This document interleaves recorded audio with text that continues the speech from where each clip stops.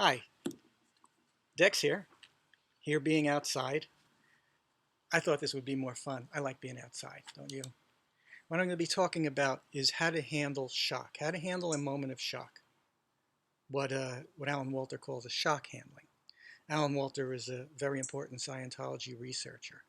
The moment of shock is something that uh, practitioners of Dianetics and Scientology actually have struggled to handle because there is no shock handling technique within the paradigm of Scientology. uh, L. Ron Hubbard did publish in his Professional Auditors Bulletin number 80 of 1956, April 17th, 1956, the following statement about what he called a new discovery. And this is 6 years after the Dianetics book. It is an added bit that engrams contained, more important than pain and unconsciousness. The moment of shock is that period of realization by body and Thetan being, spiritual being, person, okay? That an overwhelming has occurred. Apparently, Hubbard and Dianetics and Scientology got more interested in other things. For whatever reason, uh, this was never really addressed with an effective processing technique. And it's very, very important. What he's saying here is that all recordings of traumatic incidents contain this moment of shock, which is not lifted quite frequently with ordinary incident processing, which is known as Dianetics in the Scientology paradigm. So these moments of shock continue to affect a person. They're very impactful. And of course, you don't need these definitions to understand what a moment of shock is. It's something that stays with you, and it's very severe.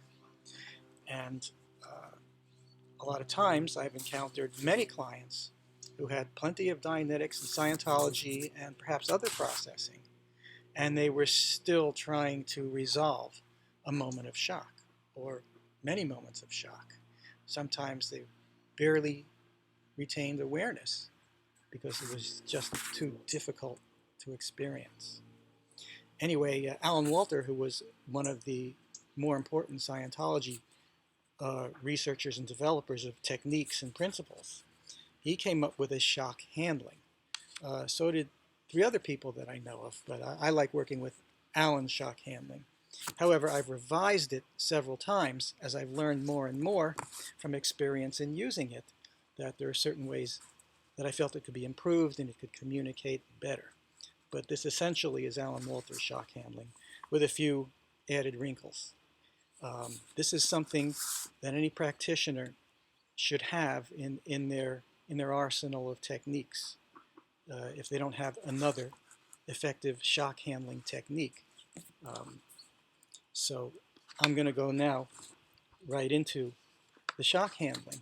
And the first thing is to know when there's a moment of shock to be processed. As you become more and more experienced and more empathic and in touch with your clients, you're going to sense these kind of things more easily, and it will become more and more obvious. But a lot of times it just boils down to you can feel that the client is struggling with something that they're just so fearful of. They don't really want to have to look at it very much. You can see their reactions, you can feel their reactions. Um, Sometimes this explains why an incident has been run maybe more than once, and yet it hasn't quite lifted. It's still with the person. It's still affecting them. It's because the shock of it has not been resolved, hasn't been addressed specifically, successfully anyway. So there can be many circumstances under which uh, uh, you're going to use this. The client may simply tell you that something was shocking or something was a shock. And well, that's a pretty good clue. So you're just going to want to do that when you hear that. And sometimes you're going to recognize or suspect from what's manifesting in the session, from how the client is expressing and what they're expressing, that they're struggling with a moment of shock. And you really want to take that up right when it's there and present and manifesting in the session. You'll be doing the client a great benefit by doing so. So the exact procedure, which I can make the file available to anybody who's interested. It starts like this. The first question is, when did the shock happen? And you want them to get the exact moment. And you want the client to be satisfied that they've got the exact moment. This is not what in Scientology is called dating and locating. You know, you don't necessarily need them to tell you the second, minute, hour, date, and so forth.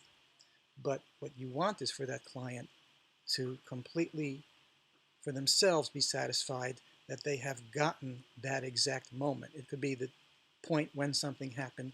You just want to check with them. Have you got the exact moment? Make sure that they understand that they don't do this through deduction. It must have been at this point in time. That's pretty much worthless. The client should not be concerned with whether their uh, uh, recollection or their perception or their knowing of when this moment happened. They should not be concerned with whether that coincides with anybody's calendar or by any criteria other than their own direct perception. That's all that matters. It's the client's perspective that is being processed and nothing else. You've got to make that very clear to the client. Just check that they've got the exact moment and that they're satisfied that they really have. Now, having accomplished that, you then want to get the exact place. So you ask, where did the shock happen? Have you got the exact spot? Get the exact spot. And that might take a moment or however long it takes. And check that the client is satisfied that they've got the exact spot where it happened. Okay? This being accomplished, you then instruct the client to go to that moment of shock. This will happen very quickly and they'll say, okay, I'm there. And the next question is, how big is the shock? You can ask, how much space does the shock take up? What's the volume of space of the shock? Or whatever wording works best. Don't be afraid to adjust the wording so that it communicates best with your client, with anything you're doing, because that's all that matters, that it communicates best with the client. My personal philosophy of processing, rather than what a standard Scientology auditor would do, which would be to do word clearing and use a dictionary and have the client totally clear up the terms you're using. I believe that we shouldn't be putting the burden on the client. We should have the burden of making ourselves understood through whatever communicates best with the client. So I wouldn't get hung up on using the exact wording in my file or anybody else's. Just express however best communicates with the client. Very simple. So how big is the area of the shock? How much space does the shock take up? How big is the shock? And get the client's concept of the volume, the size of that shock, how much space around them it consumes. Okay, that being done, the next question is, well, in Walter's original wording was, what does the shock weigh? How much does the shock weigh? But I found that weight is not always the way the client experiences it or communicates best. I mean, technically, if you talk about what weight is from a physics viewpoint, weight is subject to gravity and mass and a lot of other things. Essentially, what weight is from the perspective of experiencing it, it's a degree of force. It's a degree of effort, counter effort to the client's position. So you can ask, how much does this shock weigh? How much does it seem to weigh? But you can also vary that. You can say, how much force do you feel from the shock? A lot of times that communicates better. And you can do what I normally will do if I'm not sure which is going to be more communicative with the client, is tell me how much weight this shock has, or if it's easier for you, tell me how much force you feel in the shock. And again, the client can quantify this in their own terms. It can be the force of 100 hurricanes, whatever communicates best. So the weight of a steamroller.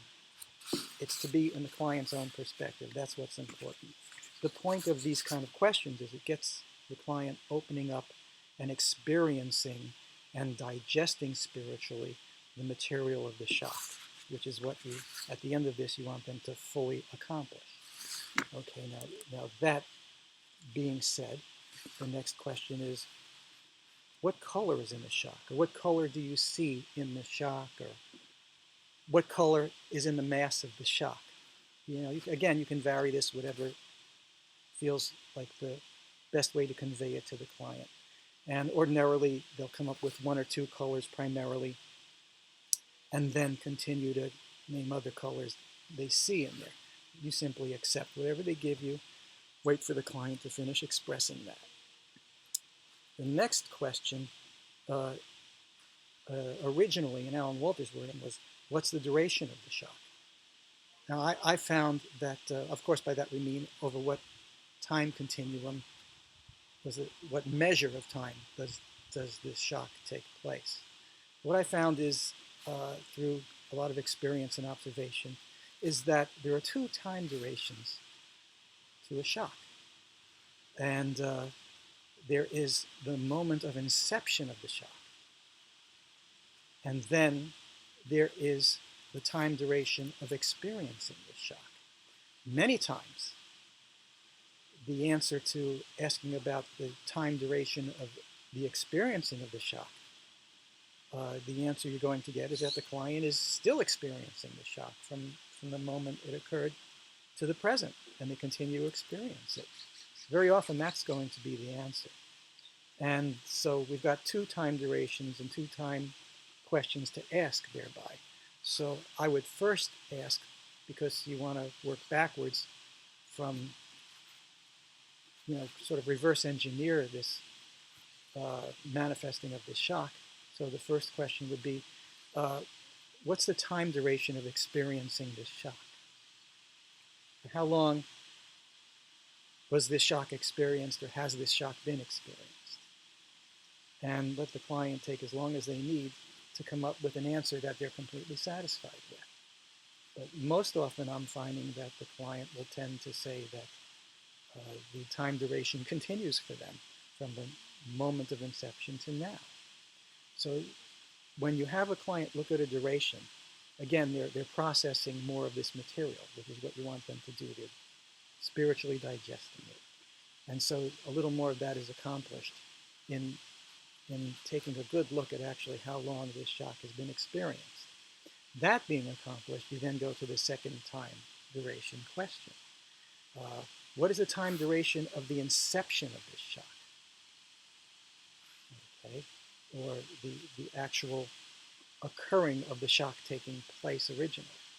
However you word it, inception seems to be the best way to word it in general. And you get that, and that will help a lot too. They're also differentiating that there are these two things, and there are very different levels of intensity or magnitude. So the more defining that's taking place, the more processing of this material is taking place, the more it's diminishing. And I should say at this point that at any point in this procedure, the shock could turn out to be completely processed. And you need to be aware for this. That any moment the client could tell you they feel great and feels like it's gone, or however they put it. And then you should check with them. Is the substance of the shock diminished, or is it completely resolved and dissolved away?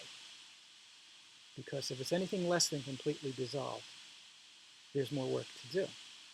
In some cases, the client may be experiencing such change and relief and such unfolding from a diminishing, a moment of realizing a great diminishment of this shock, that you want to end that session at that point, let that unfold for them, and then continue in the next session to fully process the shock. It's not always resolved in a single session. Okay? So the next question to ask in this direction of fully processing and spiritually digesting the material of the shock is, what moods, attitudes, sensations, and feelings are frozen within the shock, or frozen into the shock, or frozen in the shock? Again, you can use whatever wording you feel the client is going to find conveys the idea best. So the client will name different moods, attitudes, sensations and feelings. This is a very important step. So encourage them with your silence after asking the question for them to continue expressing and to continue allowing these feelings to come up for them to emerge and be recognized and processed by them. Very important step. Okay, now, when this seems to have been accomplished, you move on to the next step. In some cases, you're going to find that the client is totally immersed in some particular emotion or sensation or feeling on this step. It's going to sort of overwhelm them. Now, if that happens, and you can see that they're really not ready to move on to another step, that they're kind of stuck in, this shock or fear. There's a lot of fear. One thing you should recognize, and it's a sign that there is a moment of shock, there's a lot of fear and apprehension and anxiety present in the client, and they're very apprehensive and hesitant to look at what you're asking them to look at. That's a sign of a moment of shock. You can expect some of that in processing the shock, but when it's very present and the client's almost resisting continuing the process because they're so overwhelmed by this feeling, then what you would do, rather than continue in the sequence of the steps, is go to the unpleasant sensation handling step, which comes later if needed, but you would do it right at this point. Unpleasant sensation handling, I've described in another video, and I'll describe it again. But just know that if that's manifesting very strongly, this fear, overwhelm, shock, something like that, and the client is not just merely letting you know that that was part of the shock, but they're manifesting it very heavily, then that's something to process right at the moment. You shouldn't bypass that and try to go around it. Okay? Again, we'll talk more about that step of unpleasant sensation handling. But at this moment, we're just going to go over the basic shock handling procedure in sequence. Okay? And the next question to ask after that is, are there any intentions connected to the shock? And mostly what we're looking for here is intentions imposed on the client through the experiencing of the shock or from the shock itself. But of course, we're also open to any intentions that the client developed in experiencing the shock. But if they don't also mention any intentions that seem to be emanating from the subject of the shock itself, then I would specifically ask for that and make sure they explain whatever intentions were found. You never would just say, yes, there were intentions. You want them described and expressed so that they're processing it. And once that's fully accomplished, because all of these things they're realizing to greater degrees upon being asked the question, they're becoming more aware of their processing. And the next question is, are there any command phrases in the shock? Now, interestingly enough, those of us who experienced or were trained in Dianetics, we're very familiar with the idea of command phrase. And, we would think that we need to define what we mean by a command phrase. But most of the time, even somebody who's never seen or heard the term before, it communicates very well. Is there a command phrase? You could say, if necessary, if they need more description, something that seems like sort of like a hypnotic order or a command of some kind to you. And if there is such a thing, they say yes, then you want to have the client, of course, tell you what that command is. What is that shock? Or maybe it's somebody involved in the shock experience with them in some way. Or the shock itself seems to be communicating something. In any case, if there's a command phrase, what you want to do with this is instruct the client to repeat that exact phrase over and over and over, but that they should be creating the mood of it, and they should vary the mood of the command. There's a principle from the book Creation of Human Ability, which is that anything that's happening on sort of an unconscious replication, or what we call an automaticity, you have the person consciously create it, consciously do it. I'll give you an example of applying that principle. After I first read about that, I think that day or the next day, somebody I knew was telling me that he just couldn't get this song out of his head. So applying that principle, I told him, put that song there. And 3 seconds later, he said, it's gone. So that principle really works. Anything that seems to be happening unconsciously and automatically, what you do is you take over the creation and replication of it consciously and willingly, and then it won't persist. So that's what you're doing with this command phrase. That's what you're having your client do. You're having them repeat that command phrase over and over and have them do it in all different emotional moods. In Scientology terms, all different points on the tone scale is another way of saying it, if your client's a Scientologist. All different moods, all different emotions, each one repeating it over and over in one emotion until they feel they're totally consciously creating it in that emotion, and that emotion of that command phrase is not imposing itself on the client anymore. And you have the client do this, and it can be done verbally, or they can do it silently, whatever the client prefers, either way. But you've got to make sure they understand they're generating this command. They're generating the emotion or tone of the command. They're not channeling it and just being a vehicle for this command to repeat itself and impose itself. Very important that that's understood. As the client is doing this, almost every time, that command phrase is going to change. More words are going to develop. It's going to change, maybe from one part of the phrase to another part, and you just tell the client to just, however that command phrase is manifesting at the moment, go with that. If it changes, change with it, because there's more material emerging and you want to capture it all, and you want to regain full conscious creation of it all, so that in essence the command phrase at the end of this has no more command value over the client. It's just words. And you check with the client until that's completely happened. Sometimes there's a diminishment occurring along the way, and they'll say, wow, that feels so much better, I'm good on that now. And then you want to check with them. Okay, so is that command phrase diminished? Or is there no more automatic control or force coming from it for you anymore? Is there anything? Check to see if there's anything left that has any punch to it. And sometimes they'll tell you there's a little more, and very often they'll tell you there's a little more, and you have them continue until it's fully accomplished. Sometimes that can feel a little tedious to the client, so you might need to coax them just a little bit. Not much, but just a little bit.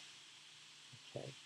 Now, once this step is accomplished, the next question, at that time, what was it or what is it that must not be experienced? What about it mustn't be experienced? Of course. What must not be experienced is what a person is resisting. What a person is resisting or denying or ignoring will persist. And just to have the client own whatever that is, that's processing.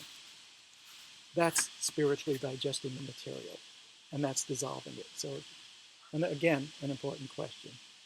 What was it that must not be experienced? And then when you've got that fully answered, okay, in the time leading up to that shock, what were your dreams and aspirations? That's very important, because all that was collapsed at the moment of shock. See, a shock is a collapsing. A person feels collapsed. A person feels that, before they were able to inhabit quite a bit of space, or certainly more than before the shock. The effect of it, one of the effects of the shock is to make a person withdraw into a little tiny point of space. And certainly they feel smaller, they become smaller through the shock, which is, you're going to be taking this up as we continue. So you get, what were your dreams and aspirations? And the original phrase of the next question was an Alan Walterism, like, what want did you have before those dreams and aspirations, or what was the want? That doesn't really communicate well to most people. So I think what communicates better is underlying desire. So that's the phrase I prefer. That's what I use. What was the underlying desire behind those dreams and aspirations? That seems to communicate better. And you get a very basic answer there of a goal that your client had. Okay, and when that's fully answered, then we get into the fact of having been collapsed by this shock. The next question is, as a spiritual being, how big were you when you had those desires and dreams and aspirations? You know, spiritually, how big were you? Okay, and when that's answered, the next question is, okay, well, how big were you after the shock? Now you've got them processing that collapsing that's taken place. And you're getting the being to recognize that they're really not this tiny little point, but that was an effect they experienced. So that's a very important processing step to recognize that. Okay? And now we're kind of heading into the home stretch on the shock handling. Okay, and another thing I want to point out is that during this shock handling, there can be times when the client digests so much material that is for them so life-changing, so interesting, that they can need time to just digest that. And I mean without sitting in a session and feeling responsible for complying to the practitioner's question. You know, they can feel like a big change has taken place and is still taking place. So sometimes a shock handling can occur over 1, 2, 3, or perhaps even more sessions. But when a client will kind of show and tell you, you know, they're kind of in a state of, wow, this explains that. And I was feeling this my whole life, and I didn't realize how much this affected me. They can be going on with more detail. And sometimes you're going to find that very often the client will tell you, you know, I think we just need to end the session here. I've really got to think about this, or something like that. Or maybe you'll recognize it and suggest to the client or check with them if that's the case. So don't be concerned with trying to finish the shock handling in a single session if it seems like the client has reached the point where they need to just experience the unfolding of what they're already digesting. That can happen, and that's great, and that's fine. And you might need to give them a few days or however before they're ready for the next session. Okay? That could happen at any point. And again, you always want to check when somebody feels that something is resolved. You always want to check, is there a little more there? Is there anything else you feel left of that? And if yes, then there's more to process. And if no, then there isn't. Very simple. Anyway, the next step is to tell the client, return to the moment of shock. Now, at this point, it should be diminished and processed to a certain degree that they can then accomplish this final step. And of course, like I always say, you can vary wordings. I've changed Alan Walter's wording on this step, and I'm not going to bother to explain his original wording here. I'm just going to tell you how I say it. And that is, okay, now take the substance and composition of the mass of that shock completely into the space of your being and effortlessly, and that word effortlessly is very important, completely effortlessly permeate, absorb, and spiritually digest all of it and feel it dissolve and disintegrate into basic elemental life energy particles. And make sure the client understands that this is a process of the client allowing this to happen. The client is not putting effort. There's no trying here. The client is just opening up to letting this dissolve within them, fully experiencing and permeating and digesting every bit of it that emerges. This is not work. You want to encourage the client, don't do anything, use any form of mechanics, don't try to resist this in any way. Just simply have it, take it completely into the space of your being, effortlessly permeate, absorb, and spiritually digest all of it. And feel it dissolve and disintegrate into basic elemental life energy particles. Very often, in fact, usually on this step, the client is going to feel some great diminishment, and they'll make a statement that might make it seem like it's all gone, or they think it's all gone. And you're going to ask, is it now completely dissolved into pure life energy particles? No mass or force remaining? Look around, make sure, check, is there anything left of it? And they're either going to tell you there's a little bit left or there isn't. And if there's nothing left, this is great, we're done. And it should be very obvious from their expression. The client should feel huge relief. Definitely after a shock handling, it's very rare, if ever, that you're going to continue a session after a shock handling is complete, because it's such a huge relief. The client needs time to experience the difference. And in some cases, this is a step where they'll experience so much that they'll need to let a little bit of that unfold out of the session before they can continue with this. So just be aware and respectful of and accommodating of what the client needs at that time, whether it's to continue and complete the process or whether they're expressing that I'm going to need some time, I'd like to end this now for this session, and then we'll pick it up next session. Sometimes the client is going to express that. But more often than not, it will be complete in this session once you start this step. And you just basically be there with the client, fully experiencing what they're experiencing along with them, and be silent as they're doing this.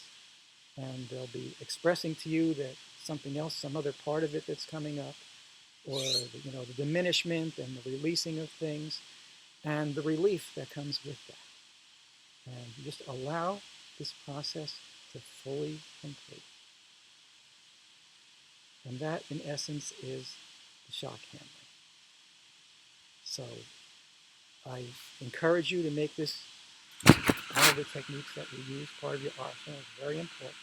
There's going to be a lot of times when your client is going to express that something was a shock for them, or their manner of expression is going to show that something has been a shock for them. And this is what you want to do about that. So if you have any questions, you know how to find me. And have fun with that. And this is Dex signing off.